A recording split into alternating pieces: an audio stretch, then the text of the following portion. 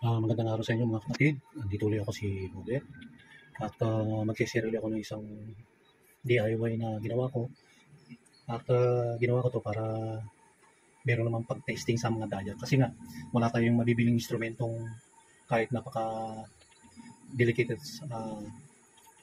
masyadong sensitibong instrument ng dayak ay walang pang-testing. Kaya gumawa ko ng instrument na pang-testing ng dayak. At ito yung sample ng dayak na testingin natin. No? Kung function siya o nagmamalfunction. No? Kasi hindi naman kasi masusukat ng pangkaraniwang tester or ordinary tester na dayak kung nagtatrabaho man o hindi. No? Masusukat lang mo lang siguro yun kung open, leak, sa leakage, pero hindi mo malaman kung nag-ooperate man siya ng maganda o hindi. No? So ito ngayon, ibinibigay ko sa inyo yung bagong instrumento na to na pwede mong i-kopyahin at gawin mo rin para may sarili ka rin. Kasi ang dayak, maraming pinagagamitan, no? Hindi nga lang ganong sa electronics, pero maraming pinagagamitan ng dayak, no? Ginagamit ang dayak sa mga switch mode power supply. So ito na yung diagram, wiring diagram nito, no? Yung instrument natin na pagsukat ng dayak kung nagtatrabaho ba siya o hindi o sira. So ito yung circuit diagram, napakadali lang.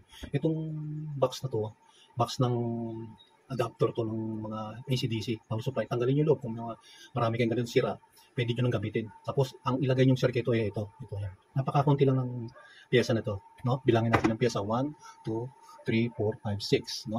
Tapos 7. Ito naman under test to, no? So ganito yung diagram na susundin nyo. Ang primary input nito is 220. Ito nga, 220. Tapos resistor. Pwede kayong gumamit ng 47 or 56K, 1/4 watt. Kung gusto nyo 1/2, okay din, mas okay, no? Tapos IN4007 na diode. Naka-series lahat yan with dayak, another dayak, DB3, no? Then series uli ng 270 ohms. Pwede rin kayong gumamit ng 330 ohms, no? 1/4 watt o kaya 1/2 watt, no? Tapos naka-series yung positive doon ng LED, yung negative ng LED, dire-diretso sa power supply, no? Tapos yung in between power supply saka diode and dayak, naka-connection ang isang 47 microfarad 50 volt na electrolytic. Ganyan na magiging niyan, ang diagram niyan. So, ito naman dalawang point na to, pag-testing ng dayak, no? Gagawa din kayo ng ganito, point dito, point yan. Tapos isang resistor na 270 o kaya 330. Optional to, hindi optional, kundi yan ang nasa loob nito, ito, itong red, ito green, no? Nakakabit doon sa line ng negative, no? Then, yung isa nito, itong isang point nito, nakakabit doon sa may between dayak and IN4007.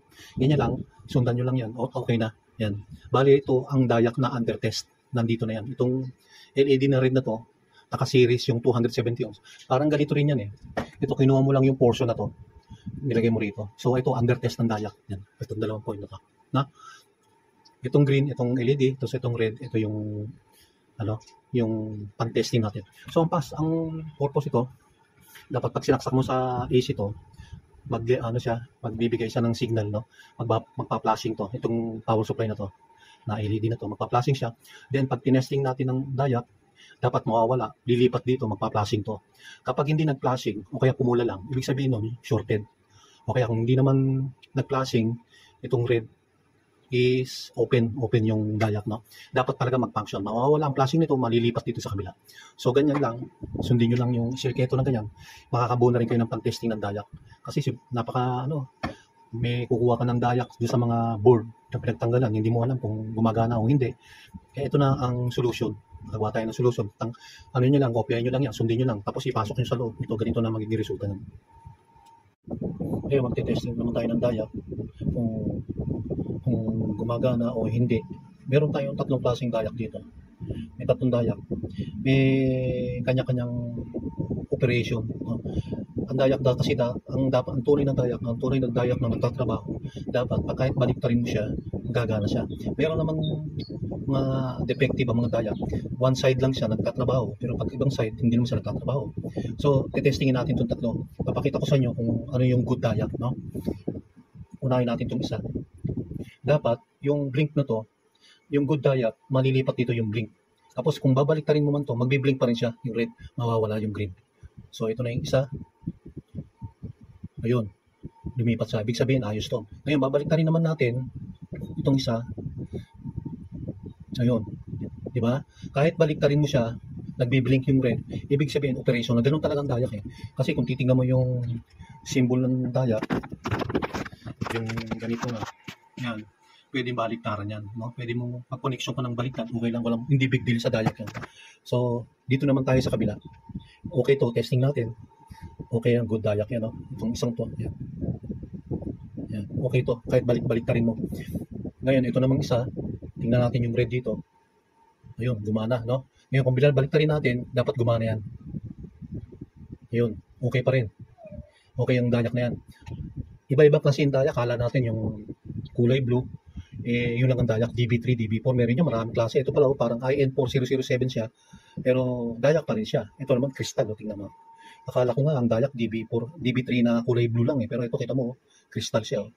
Ito, magkakalamalan mong IN4007, no? Pero hindi, dayak naman siya. Ito naman tayo susunod, yung pangatlo. Testingin naman natin. Yan, di ba, nag-flashing siya, okay siya, di ba? Pero pagdating sa kabila, ayaw na. Yan. Ito ang gusto kong ipakita sa inyo. Okay itong dayak na to, kaya lang, pagka i-connection mo, kung saan mo gustong dumiretso yung current, o yung voltahe, doon mo lang siya gagamitin. Pero okay pa rin to. Pero sa ganito mga dayak, ano natin, malfunction na yan. Kasi ang dayak dapat gagana sa papuntang ganun, tapos pabalik din, pwede rin siya, baliktaran. Pero to hindi pwede kasi. Kaya, magagamit mo pa rin, pero isa-isang way na lang. One way na lang. Ganun, kita mo ayaw gumana. Yun. Pag ginano mo siya, yun, gana siya. No? So, ibig sabihin, itong dalawang to, okay siya. Ito, nagmamalfunction itong isa. Ito, isa to. So, gano'n lang ang pag-testing ng dayak. Kopyahin na lang ninyo yung circuit nito. Makakabuo na rin kayo ng ganito. No? Hindi kasi mabibili sa market yan pag-testing ng dayak. At ang dayak, hindi rin matetesting ng ordinaryong at masensitibong multimeter kung wala nitong sundan nyo lang to, ang diagram nito, tapos ipasok nyo sa isang maliit na box ng adapter ng mga sirana, makakagawa na rin kayo ng tester. So hanggang dito lang mga kapatid, maraming salamat.